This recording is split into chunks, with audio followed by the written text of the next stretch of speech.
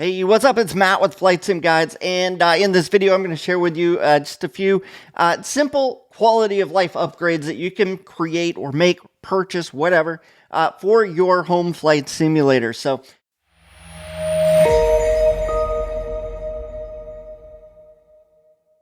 you don't have to go out and buy these things. You can fly your simulator with some simple flight controls, but I am just giving you guys some ideas, things that I wish I would have done looking back. I've got a really nice flight sim. I'm really happy with my flight sim, but there are some things that I could upgrade with my existing flight sim that would make it all that much better. And I'm going to share those with you right here, right now. So let's look. Number one, this is a software upgrade, and that is Reality XP. So I was answering a question or a comment earlier today, and somebody was asking, hey, is Reality XP still pretty good?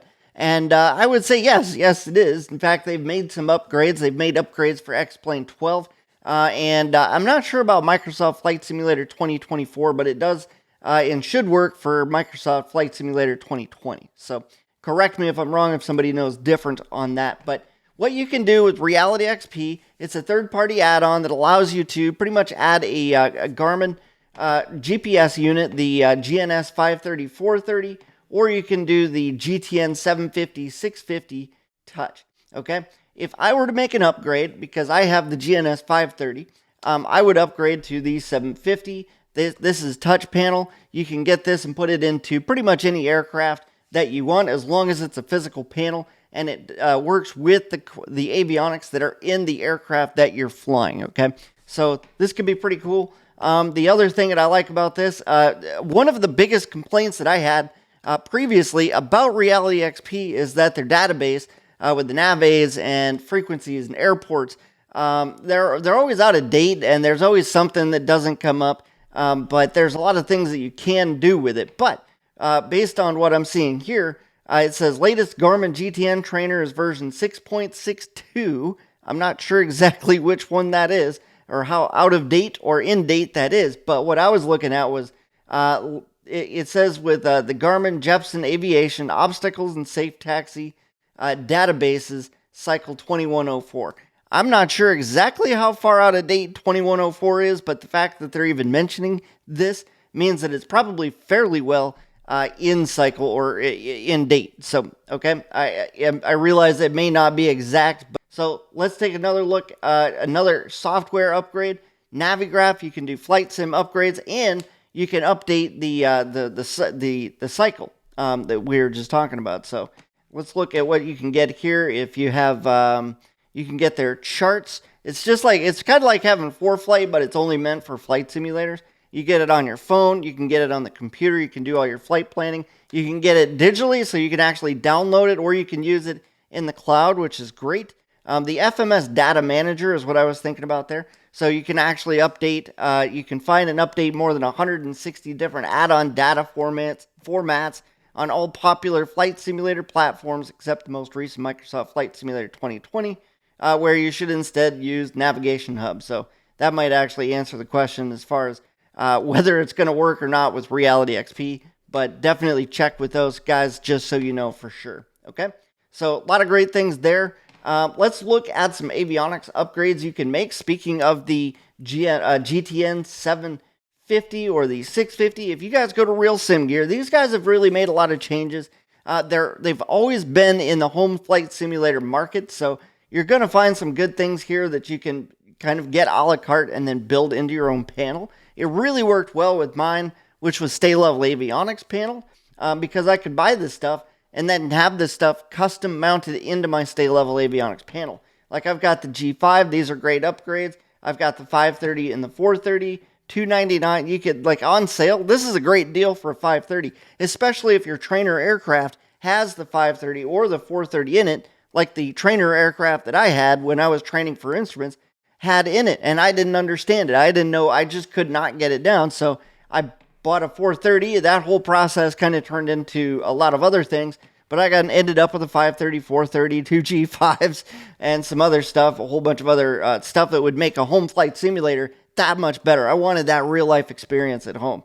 So But what I wanted to show you guys was the GTN 750, because that's kind of in line with what we're talking about. Did you know that I actually created a program called the Quick Build Blueprint for your home flight simulator? It's going to show you guys real quick, give you guys the basics of how to design your own home flight simulator, get avionics, which flight controls to get. We're going to walk you through every step, exactly how to build your home flight simulator, VR or not VR, PC or Mac, all that good stuff, Microsoft Flight Simulator or X-Plane.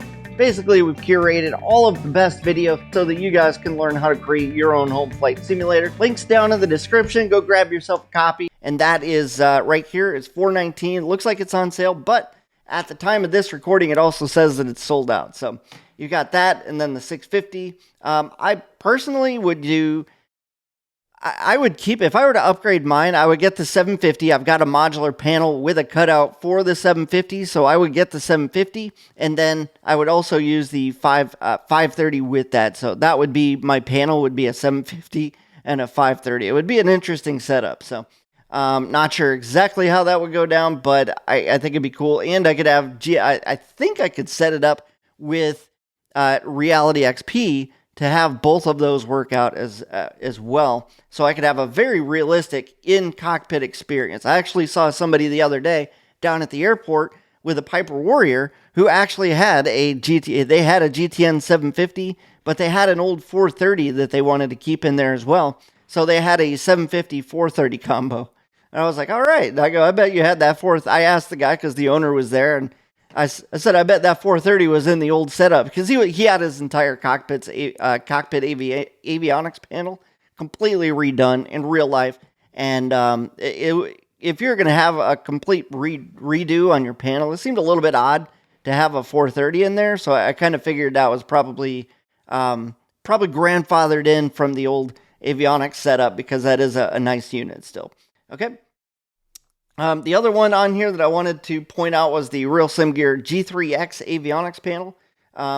If you're going to fly something like the RV-10 or an RV-14 or an experimental aircraft that might have these, Carbon Cub, then this might become something that you want. The only, I don't want to say a problem with it, but the only, I'm an X-Plane guy. This thing only works for, currently only works with Microsoft Flight Simulator 2020 in 2024, but if you were to fly it with any of the other aircraft that they have natively, or anything that you could buy third party, these are your options right here. So like I was saying, the RV-10, the 14, Cub Crafters, X-Cub, Bristol B-23, which I believe is a experimental aircraft, somewhere out of Europe. I looked them up once. When I finish my RV-10, it'll have dual G3X panels, and probably a standby G5 in there with a 750. So cool things there. Just thought I'd point those out.